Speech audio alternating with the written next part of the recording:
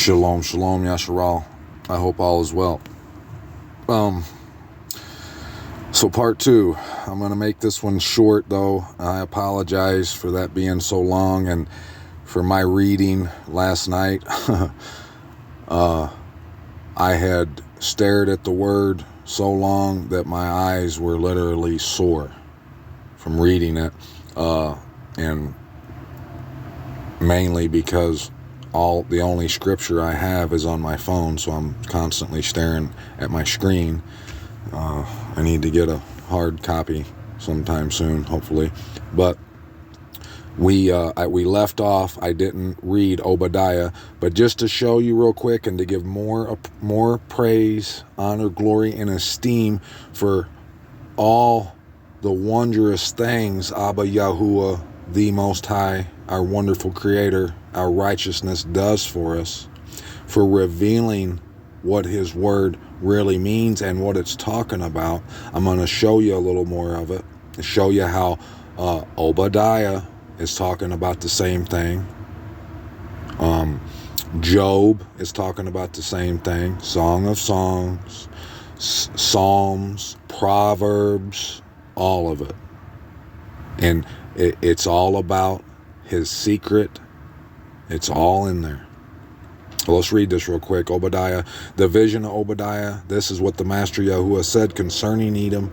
We have heard a report from Yahuwah. We've heard His voice like a lion roaring.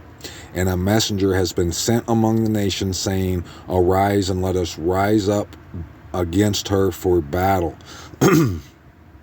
See, I have made you small among the nations. You are greatly despised. The pride of your heart has deceived you, you who dwell in the clefts of the rock, whose dwelling is high, who say in your heart, Who shall bring me down to the ground? Though you rise high as the eagle, and though you set your nest among the stars, from there I shall bring you down, declares Yahuwah. If thieves came to you, if robbers by night, how ruined you would have been. Would they not steal till they had enough? If grape gatherers had come to you, would they not leave gleanings? How Esau shall be searched out, his hidden treasures shall be sought out. All your allies shall send you forth to the border. Your friends shall deceive you and overpower you. They make your bread a snare under you, your word, without you discerning it. In that day, declares Yahuwah, I shall destroy the wise men from Edom and discernment from the mountains of Esau, from the mountains.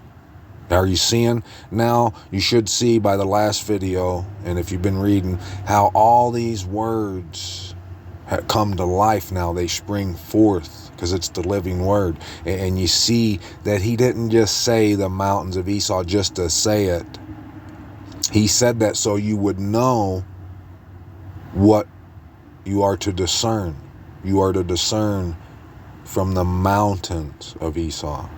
And your mighty men shall be discouraged, O Taman, so that everyone from the mountains of Esau is cut off by killing. Because of your violence against your brother Jacob, let shame cover you, and you shall be cut off forever.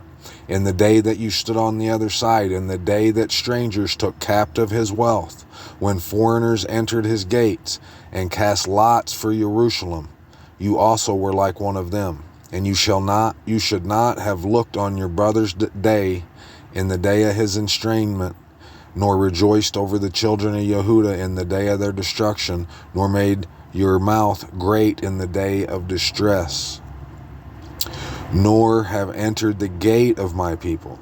And remember, he said in the mouth, and great in the day of distress. Distress meaning that the hiding of the land. You made your mouth great in the hiding of the land. Nor have entered the gate of my people in the day of their calamity.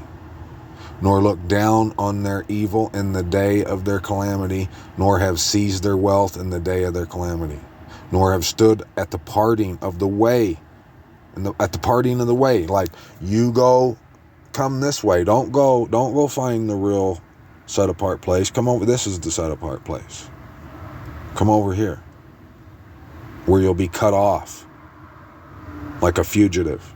nor handed over his survivors in the day of distress.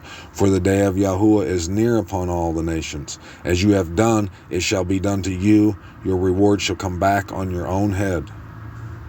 See, and this is the same thing over and over.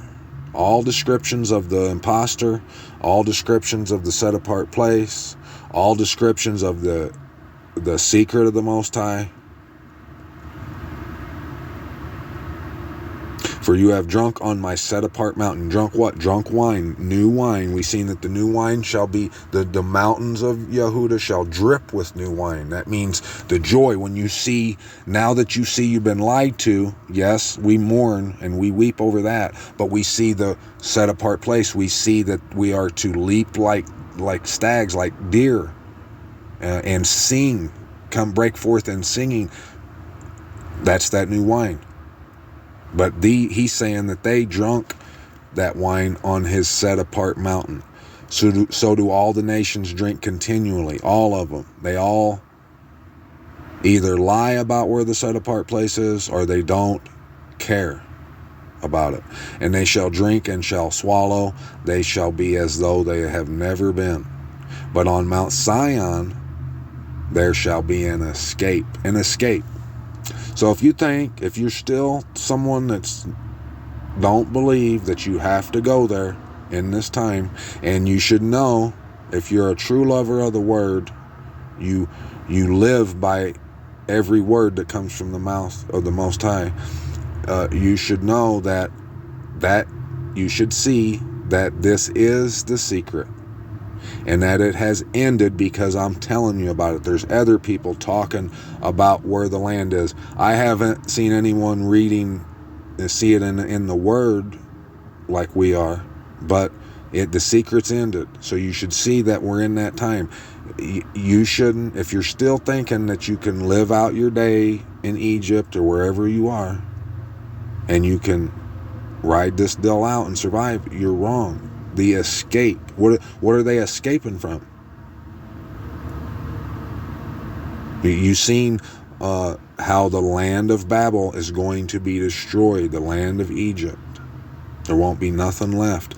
And listen, here's another way you can know. If you go back in Revelations and look, it says that he troddens down the winepress outside of the city until the blood reaches the bottom of the horses.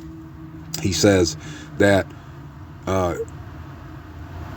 the dwelling place will be shut.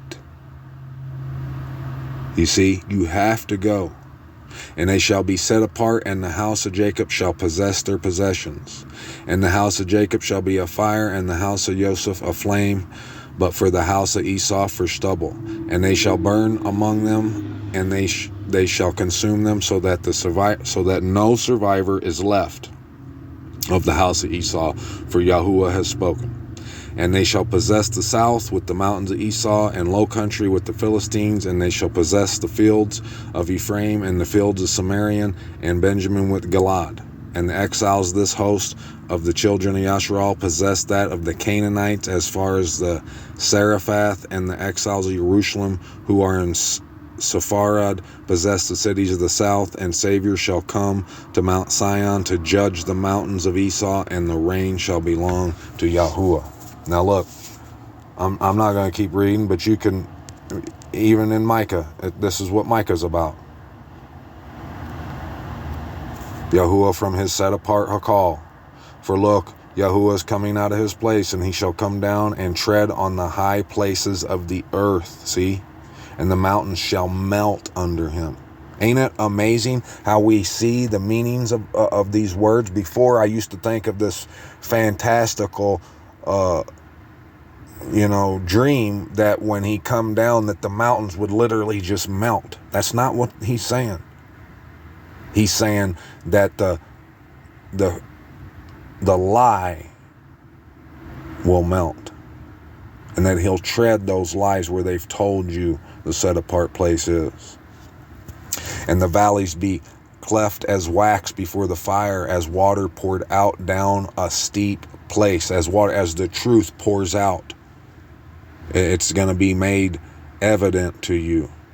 All this is for the transgression of Jacob and for the sins of the house of Yasharal. What is the transgression of Jacob? Is it not Samaria? See? And what are the high places of Yehuda? Are they not Jerusalem? And I shall make Samaria a heap in the field, places for planting a vineyard, and I shall pour down her stones into the valley and uncover her foundations. And all her carved images shall be beaten in pieces, and all her harlot fees be burned with the fire.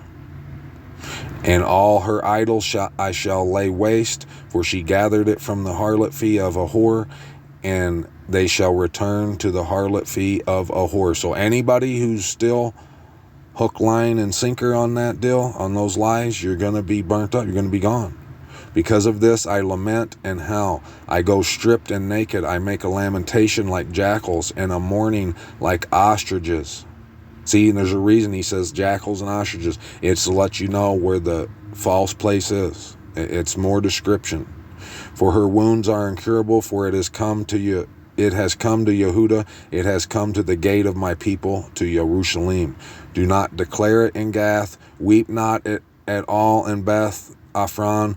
Roll yourself in the dust. Don't declare that place over there that they call Israel. Pass by in nakedness and shame, you inhabitant of Shaphir. The inhabitant of Sanan has not gone out. The lamentation of Beth Etzel takes from you its standing place. Though the inhabitants of Marath waited for good, yet evil came down from Yahuwah to the gate of Jerusalem. O inhabitant of Lachish, harness the chariot to the horse. She was the beginning of sin to the daughter of Sion, for the transgressions of Yasharal were found in you. Therefore you shall give parting gifts to Masheroth Gath, the house of Achzib, becoming a deception to the sovereigns of Yasharal. And I shall bring a dispossessor to you, O inhabitant of Marishah. The esteem of Yasharal shall come to Adullam. Make yourself bald and cut off your hair for the children of your delight. Enlarge your baldness like an eagle, for they shall be exiled from you. Now all of Micah, that's what it's all about. But I want to show you, before I let you go, I just want to show you a few more things. I want to show you Proverbs, where I'm sure you were like me. You thought this was about something completely different than what it is. Let's see. Proverbs 7. Now, I'm sure you were like me, and you thought that this was just Abba warning a man to stay away from a certain woman. I assure you that is true. I mean, you can take that away from what he says here. But once you know what the words mean, and now that you see that, you see those meanings and you understand the word, you'll see that he's talking about that imposter. My son, guard my words and treasure up my commands with you. Guard my commands and live, and my Torah as the apple of your eye. Bind them on your fingers, write them on the tablet of your heart. Say to wisdom, you are my sister, and call understanding a close friend. To guard you against the strange woman, against the foreigner who flatters with her words. For at the window of my house I look through my lattice. See, and that's the same thing as what's said in Song of Songs. And all the things we just read in that video last night. And I saw among the simple, I perceived among the youths, a young man lacking heart, passing through the street near her corner. And he went the way to her house in the twilight, in the evening, in the black and dark night, in the dark night, in the black, the cover of the darkness. And look, a woman met him, dressed like a whore with a hidden heart. You see? She was boisterous and stubborn. Her feet did not stay at her own house. Now in the street, now in the square, and at every corner she lurks everywhere. And she took hold of him and kissed him. She hardened her face and said to him, slaughterings of peace offerings are with me. See? Today I have paid my vows. Therefore I came out to meet you, to earnestly seek your face, and I found you. I have spread my bed with coverings, colored linens of Mitzrayim. Do you see? It's exactly what that's about, isn't it? Ain't it amazing? So, and you seen all where I read from Isaiah. It's all in Isaiah and Jeremiah and Ezekiel. It's all it's about. And trust me, you need to understand every bit of it. But all in Isaiah, you see that it's important that you acknowledge it, you speak out against it, male or female. You've seen that where he says that male servant and female servant shall prophesy. That doesn't mean for you to take, if you're a female, to take authority over another man, but you should be talking about exactly what we're talking about right now. Especially to all these other young ladies, young women out there who are oblivious to this. You should be singing from the mountaintops. Right? But, let me see.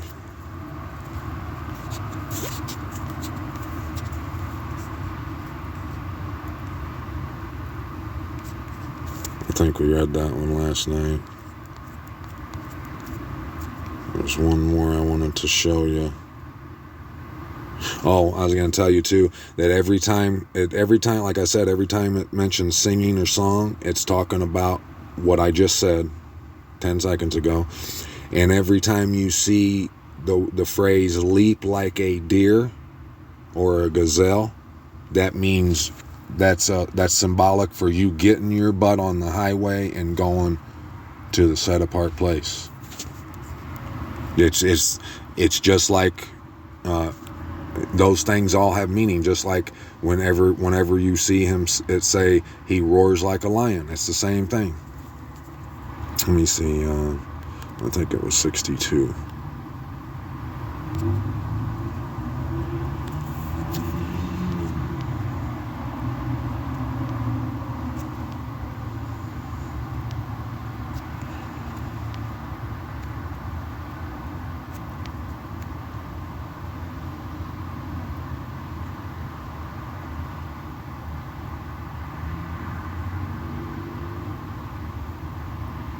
I'm pretty sure I already read all this to you, but it's all the same thing. Yahuwah has sworn by his right hand, by the Messiah and the arm of his strength, the Messiah. I just told you the Messiah talks about it too. This will probably blow your mind, but go look at it. I ain't going to do that to you right now, but go look for yourself. When he says that the door will be shut and those outside will be banging on the door, that is literal. Not just a parable, but that's like I said, the door of the dwelling place will be shut. And you can, all through his word, you can see those who are stubborn, hard of heart, who don't care about this, will be left outside with the dogs and the sorcerers. That's what's going to happen. All the destruction going to go on. There's only going to be one place of refuge. But those gathering it shall eat it and praise Yahuwah, and those collecting it shall drink it in my set apart courts. Pass through the gates, prepare the way for the people, build up the highway, remove the stones, lift up a banner for the peoples. See, Yahuwah has proclaimed it to the end of the earth. Say to the daughter of Zion, see, your deliverance has come. See, his reward is with him and his work before him. And they shall be called the set apart people, the redeemed of Yahuwah, and you shall be called sought out, a city not forsaken. All right, I'm going to read this chapter of Job real quick, and then I'll leave you. But look, just to confirm it some more. Job chapter 39, verse 1. Do you know the time when the wild mountain goats bear young? Or do you observe when the deer gives birth? You are the deer. You are to be leaping, coming to the land.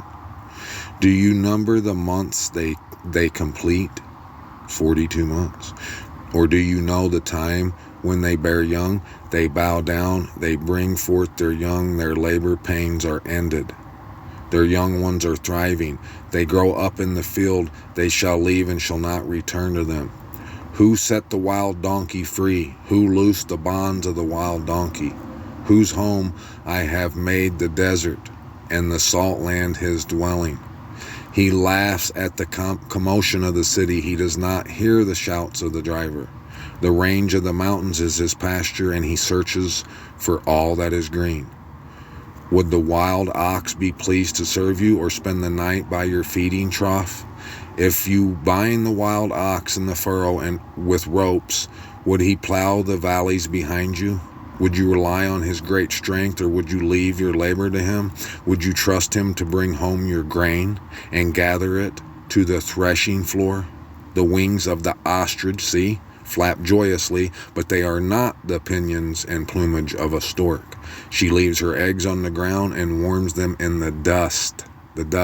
She forgets that a foot might crush them, or a wild beast tread on them. She treats her young harshly, as if not hers. Her toil is in vain without fear, because the Most High has made her forget wisdom and did not endow her with understanding.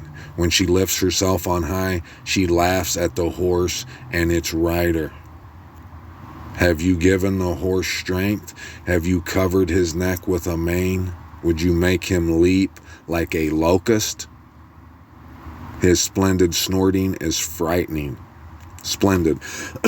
He paws in the valley, excuse me, and he rejoices in strength. He gallops in the clash of arms. He laughs at fear and is not frightened, nor does he turn back from the sword. The quiver rattles against him, the glittering spear and lance. He eats up the ground with fierceness and rage, and he does not stand still because of a voice of a shofar. At the blast of the shofar, he says, "Aha!" And from afar he smells the battle, the thunder of commanders and shouting. Does the hawk fly by your wisdom, spreading its wings toward the south? Does the eagle mount up at your mouth and make its nest on high? It dwells on the rock and lodges on the crag of the rock and the stronghold. From there it searches out the prey. Its eyes see it from afar, and its young ones suck up blood. And where the slain are, there it is. See, do you see? That's exactly what this is talking about. And none of that, if it wasn't talking about that, none of this would even make a lick of sense. Why would he just be over and over just talking about random animals out here? Why would an animal care about the blast of a shofar? You know what I'm saying? So, no doubt, the secret has ended, and part 3 we'll go take a deeper look at Revelations. But for now, till next time, get on your face. All praise, all honor, all glory, all esteem to Abba Yahuwah, the Most High, our wonderful Creator, our righteousness. Get into your word. Let me know what you think down in the comments, if you dare, if you're not ashamed of the truth. Till next time, these out.